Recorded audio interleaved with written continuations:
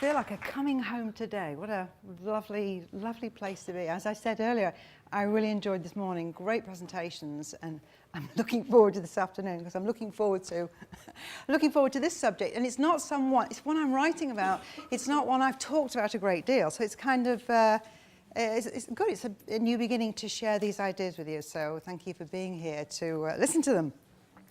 And I'm going to talk just for a couple of minutes about one of my greatest teachers, which is my Healthy Home. The Feng Shui House Book and the Healthy Home and the Simple Feng Shui are 3 books that have been best-selling books. They've sold out. They haven't republished them, such as the nature of publishing, and publishing's all changed anyway. So I've been talking to Conran about having them republished as multimedia books, which is a new venture for Conran. So I'm hoping that that will happen. Give them new life. But I wanted to show you my original, where I live in Yorkshire, my original hilltop home. You can just about see it, but the foundations of the cottage are well over 1,000 years old. The cottage itself is a few hundred. And when I arrived there in '97, it was just a cottage with trees around it, and then this redundant barn. And then what I have been doing since the late 90s, oh, thank you, you can see it much better, thank you very much, is creating this retreat. And I created it for me, I created it to share. And it's been my teacher because while having this home, I've also had my home in London, and I've had the experience of having 2 homes. And what happened for me is that something happened in my home, as it does. Your washing machine breaks, and you think, oh, bum, the washing machine's broken. And then the water pump breaks, and you think, bum, the water pump's broken. What I found was when something happened in one house, the exact same thing happened in the other. And very spookily, I had a blue car at each house, a blue Volkswagen. And I left one house one day, the blue car, and I noticed the steering was making a horrible noise. And I parked my car and noticed the hubcap had come off. I thought, we've got to fix that. I get to London, I got my blue car, and I go, ooh, the hubcap's missing. And I get in the car, and the same noise. And I thought, ooh, that's spooky. And I remember having a call from Morel, who I live with, saying, it was a midnight, ringing up from London saying the water's been cut off with no water. And as I'm listening to him on the phone, I hear the water pump breaking downstairs in the house in Yorkshire. So I really became very present to the fact it wasn't just something happening, it was something happening, and there was always a message in it for me. And all I had to do was ask the question. The answer came from the question, and I really learned to ask great questions because then you will get a great answer. So I'd ask the question about that, and the whole story takes a long time to tell, but it culminated in me getting a call from a police officer one December. He was in London. He said, I'm in your London house. And I've broken in because somebody was going to break in. They didn't quite get in the house, and I've got in, and I'm ringing you. I'm ringing you to see, you know, to tell you about your house. And oh my goodness me, he said, would you like me to make it secure? And I said, yes, please. So made the house secure. And then my first thought is, because the next day I'm going to London, or in the next 2 days, I'm thinking, I'm going to get broken into in this house. That's what's happened to me with everything that happened in one house, it happened in the other. So I had to make a call to the police. And I had to have a very unusual conversation about my house that was going to be broken into. And the policeman came round. This is what happens in the country. The policeman came round and spent 2 hours with me looking at every place in my house that was vulnerable, doing the best I could and making a note of what I could do in the future, and went off to London and fixed that house and came back to the other house. And when I came back a week later, came through the house to the kitchen door, which had previously been the front door, and glass door at the kitchen. And I looked outside. I got 2 angels all fallen over. I went out and I noticed that the glass was sticky up to this height. Sticky. And then I got outside, and then up to this height, there were no ivy leaves. They'd all gone.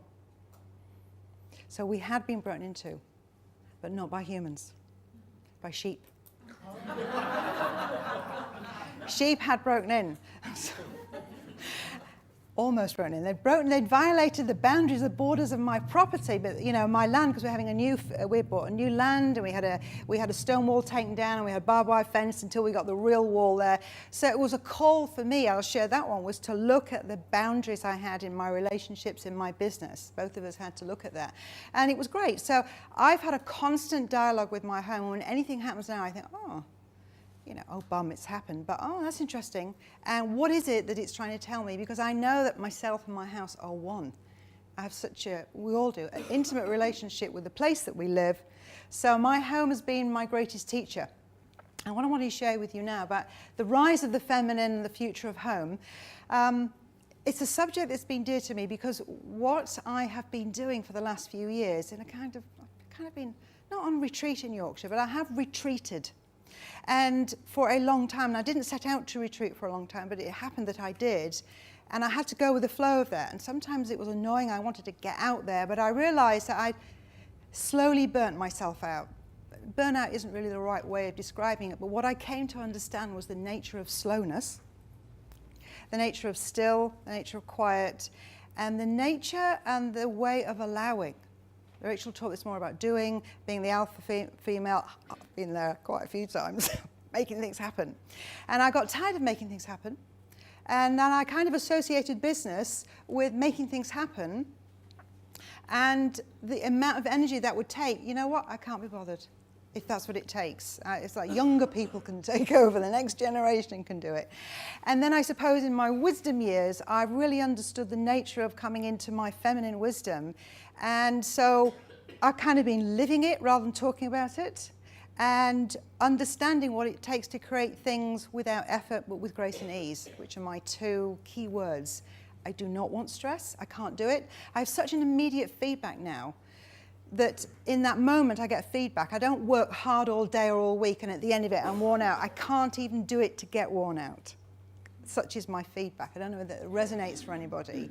And for a while it was been there, done that, can't be bothered and cynical, but it wasn't. It was, I do want to do something. I want to be of service and use in the world, but not the price I paid before, not at that amount of effort. There has to be another way. And that's what I've been exploring. And that's where I've really connected with the power of the feminine. So, prophecies. You've heard the prophecies, so many different, you know, Mayan prophecy, what Nostradamus said, the rise and empowerment of women will heal the world with love, compassion, cooperation, and harmony. Harmony really speaks to me so deeply, and it's really what Feng Shui is about. So I'm excited at the idea of that, and I'm sure that's interesting for you too. Let's just take a look for a few minutes at the women's movement. So we've had 5,000 years of patriarchy, 5,000 years where men have been the more important gender.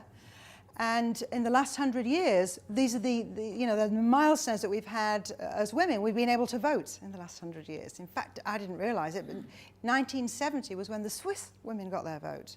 Unbelievable. In the 1920s for the UK.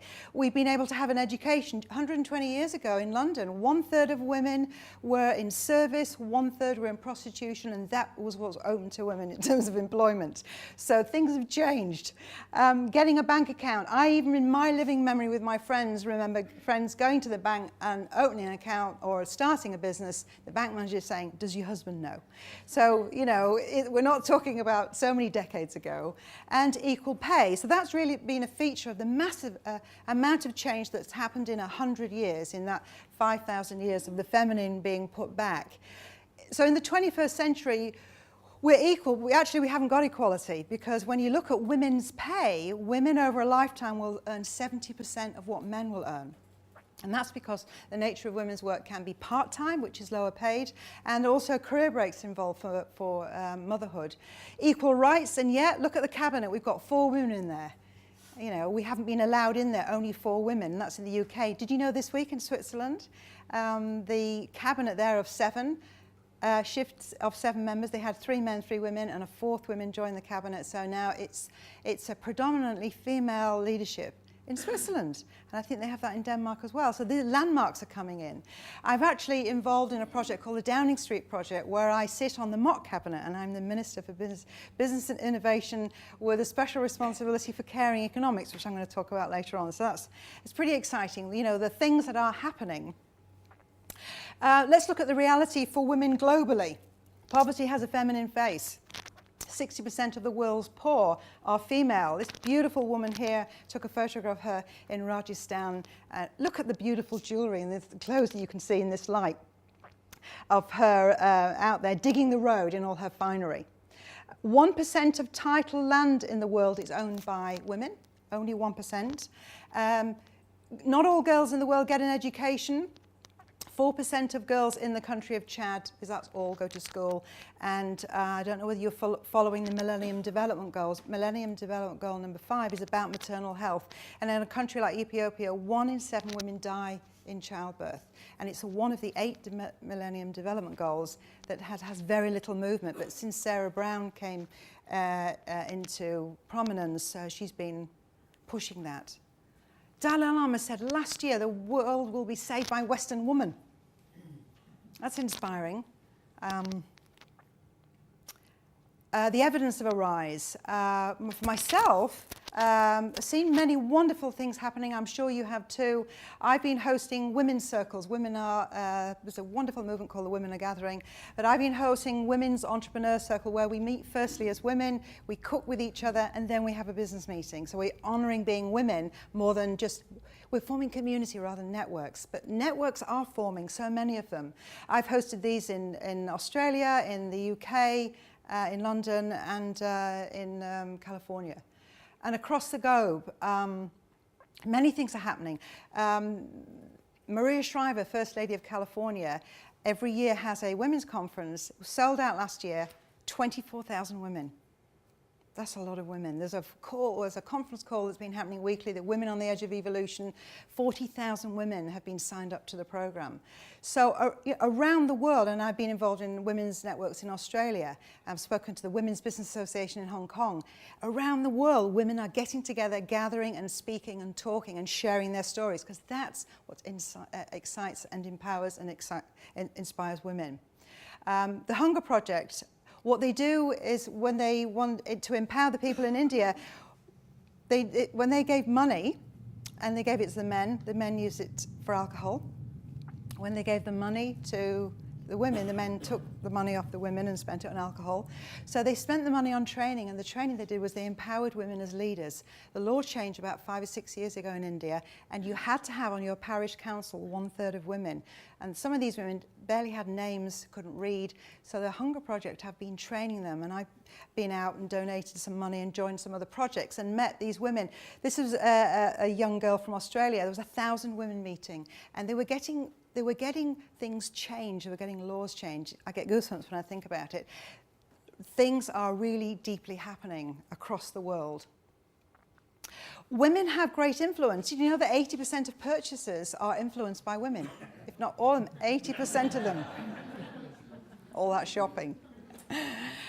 Almost 50% of wealth in the UK is held by women, almost 50%, and in 15 years it's predicted it'll be 60% of wealth.